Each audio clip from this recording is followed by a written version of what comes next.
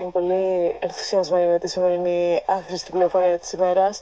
Πρώτα να πω ευχαριστώ για την παρέα και σήμερα Branching with Eleonora ακόμα ένα φτάνει στο τέλος για σήμερα 5η 22 Ιουνίου. Εύχομαι να περάσετε όμορφα με την παρέα μας και σήμερα και στην παρέα μας όπως κάθε μέρα άλλωστε 11 είναι τα καταστήματα Perfect You. Λοιπόν, ήρθε η ώρα για την άχρηστη πληροφορία της ημέρας. Η χαρακτηριστική μυρωδιά της βροχής. Σας πάει κάπου, σας θυμίζει, ξέρετε ακριβώς για τι πράγμα μιλάω. Έχει μια χαρακτηριστική μυρωδιά η βροχή. Έχει το δικό της όνομα να ξέρετε και λέγεται πετριχόρ. Ναι, πετριχόρ με ωμέγα στο τέλος.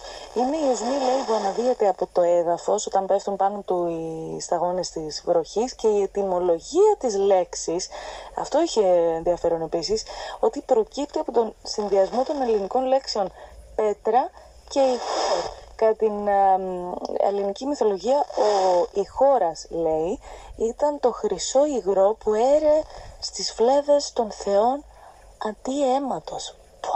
Εντάξει, τώρα mind blown. Προσωπικά έχω ενθουσιαστεί. Δεν ξέρω πώς νιώθετε εσείς. Εύχομαι να είναι τουλάχιστον θετικά. Λοιπόν, σας αφήνουμε το τελευταίο μας θρόβα και σήμερα που δεν είναι άλλη από